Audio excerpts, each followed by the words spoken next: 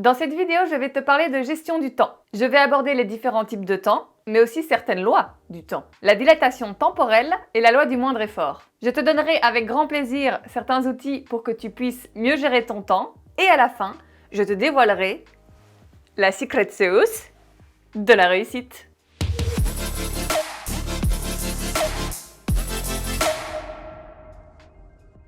Hello, c'est Maureen, j'espère que tu vas bien. Bienvenue sur ma chaîne où je traite de différents sujets autour du mindset et de la productivité. Un petit coup de boost pour que tu oses vivre ta vie comme tu le souhaites et surtout, te lever chaque matin avec une énergie de dingue pour réaliser ce que tu veux. On rentre directement dans le vif du sujet.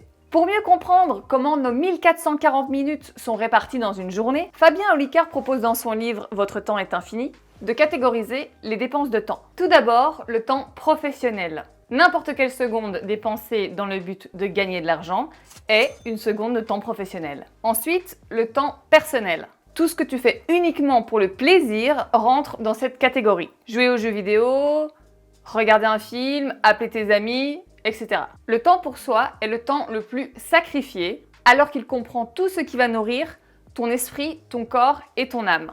Acquérir des nouveaux savoirs sans objectif particulier comme lire un livre, mais également la pratique d'un sport ou encore l'introspection comme la méditation. On passe ensuite au temps obligatoire. Ce temps englobe les temps de trajet, les tâches ménagères et administratives, tous les moments qui sont obligatoires et qui sont généralement pas les plus fun. Tu peux aussi y ajouter les activités vitales, c'est-à-dire le sommeil, les repas et l'hygiène personnelle. Et pour finir, le temps perdu ou le non-temps. Passer des heures sur les réseaux sociaux par exemple. Aujourd'hui, on habitue notre cerveau à être moins performant, car on est très souvent sur notre téléphone. On réduit notre capacité à rester focus. Maintenant que tu connais les différentes catégories, l'idée serait d'estimer le temps que tu passes environ chaque jour dans chacune d'elles. Si tu veux aller encore plus loin, tu peux carrément faire l'expérience du time tracking. Tu peux utiliser une application pour le faire de manière digitale. J'ai testé et c'est très intéressant. Je te mets le lien dans la description si jamais ça t'intéresse. Avec cette approche, tu vas pouvoir avoir une vision claire et objective de comment est utilisé ton temps sur une journée. Tu vas pouvoir prendre des décisions et changer ce qui ne te convient pas. Bonne nouvelle, non? En conclusion, le temps se remplira toujours de quelque chose avec ou sans ton accord. En étant conscient du temps qui passe, tu restes le maître du temps. On passe maintenant aux lois du temps. La première est la loi de Parkinson, la dilatation temporelle. Cyril Northcote Parkinson était un essayiste du XXe siècle. Il a écrit 3 essais, dont un en 1957, Les lois de Parkinson. La plus intéressante était celle sur la dilatation du temps. Tout travail tend à se dilater pour remplir le temps disponible. Exemple, que j'ai une journée ou une semaine pour réaliser une vidéo, j'utiliserai tout le temps disponible pour un résultat équivalent. C'est intéressant. Du coup, petit conseil, ne prévois pas de délai trop large quand tu souhaites effectuer quelque chose. Et rajoute du temps pour terminer lorsque c'est nécessaire. La seconde loi est la loi de Laborie, la loi du moindre effort. Henri Laborie était un médecin chirurgien et neurobiologiste. Selon lui, on a tous au fond de nos gènes une petite voix qui tend à nous faire choisir ce qui nous demandera le moins d'efforts. Il n'est pas naturel de se contraindre à faire ce qui nous dérange. Un des buts de nos cellules est d'obtenir de la dopamine, une molécule que le cerveau nous délivre lorsque l'on fait quelque chose de satisfaisant ou quand nous œuvrons pour nos besoins primaires. Je ne sais pas si tu as déjà vu cette vidéo où un professeur présente un bocal devant ses élèves. Il le remplit de balles de golf, puis de gravier, ensuite de sable pour terminer avec de la bière. Et entre chaque étape, les élèves pensent évidemment que le bocal est déjà plein et qu'il n'est plus possible de le remplir encore. Cette vidéo est une métaphore de la vie et du bonheur, mais on peut l'appliquer à notre temps quotidien. Si les balles de golf représentent les tâches les plus lourdes, rarement agréables à faire, parfois compliquées à commencer, alors il faut le faire en premier lieu dans la journée. Tu auras quand même de la place pour les petites choses, les graviers, puis pour le non-temps, le sable, et même pour les petites choses qui s'ajoutent et qui te détournent de l'essentiel, la bière. Quoique. Mais si tu commences à remplir ta journée par les petites choses, les soucis à gérer, le non-temps, puis que tu y ajoutes les moments où tu seras interrompu par tes mails, petits coups de téléphone, Comment veux-tu garder de la place pour ensuite mettre tes balles de golf? Connaître la loi de Laborie, c'est agir par priorité et ne pas écouter cette petite voix qui ne veut que du loisir ou du facile. Du coup, petit conseil pour avoir du temps, commence toujours par les tâches les plus difficiles.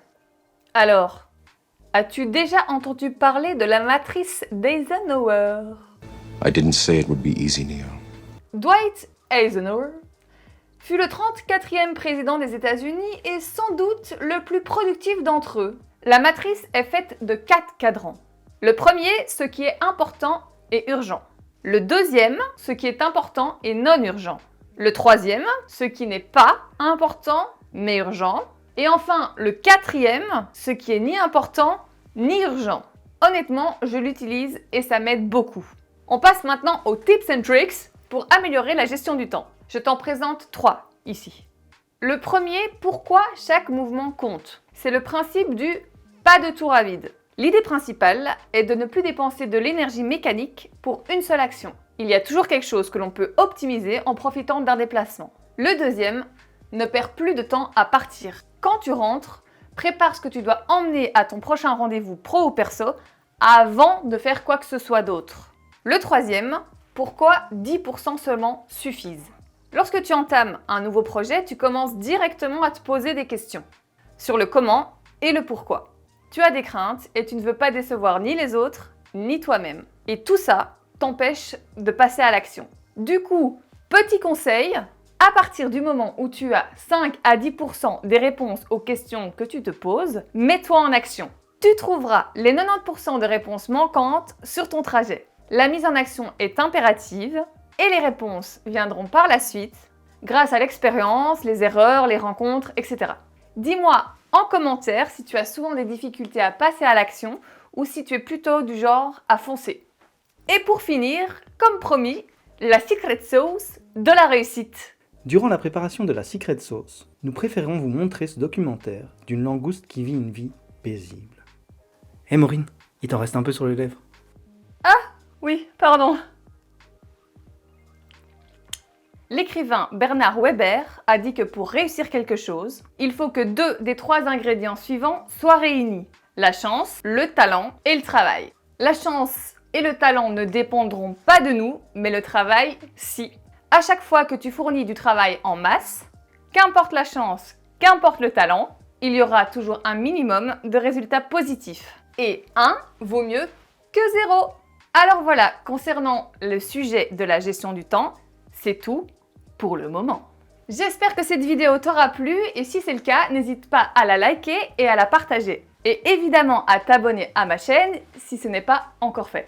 Je te dis à la semaine prochaine et d'ici là, prends soin de toi.